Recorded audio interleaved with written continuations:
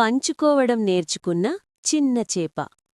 ఒకప్పుడు నీలంగా మెరిసే సముద్రంలో బబుల్స్ అనే ఒక చిన్న అందమైన చేప ఉండేది. బబుల్స్ చాలా చురుకుగా సంతోషంగా ఈదుతూ ఉండేది. రంగురంగుల పగడాల దగ్గర ఆడుకోవడం దానికి చాలా ఇష్టం. ప్రతిరోజూ బబుల్స్కు ఒక పెద్ద రాయి దగ్గర రుచికరమైన ఆహారం దొరికేది. కాని బబుల్స్కు ఒక చెడు అలవాటుండేది. అది ఎవ్వరితోనూ ఆహారం పంచుకోదు. ఒకరోజు అదే ప్రాంతానికి పర్ల్ అనే మరో చిన్న చేప వచ్చింది. ఆమె చాలా ఆకలిగా అలసిపోయి ఉంది. పర్ల్ మెల్లగా అడిగింది, బబుల్స్, కొంచెం ఆహారం ఇస్తావా? బబుల్స్ తోక ఊపుతూ, లేదు, ఇదంతా నాదే అని చెప్పి అక్కడ్నుంచి వెళ్ళిపోయింది. ఆ రాత్రి సముద్రంలో బలమైన అలలొచ్చాయి. బబుల్స్ 2 రాళ్ల మధ్య ఇరుక్కుపోయింది.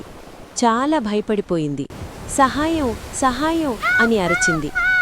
ఆ శబ్దం విని అక్కడికి వచ్చినది ఎవరో కాదు, పర్ల్. పర్ల్ తన శక్తంతా పెట్టి బబుల్స్ను బయటకు తీసింది. బబుల్స్ చాలా సిగ్గుపడుతూ చెప్పింది, పర్ల్, నన్ను క్షమించు, నేను ఆహారం పంచుకోవాలి. మరుసటి రోజు బబుల్స్ తన ఆహారాన్ని పర్ల్తోనే కాదు, ఇతర చేపలతో కూడా పంచుకుంది. అందరూ కలిసి ఆడుకున్నారు, ఈదుకున్నారు, సంతోషంగా ఉన్నారు. ఆ రోజునుంచి బబుల్స్ మంచి పాఠం నేర్చుకుంది.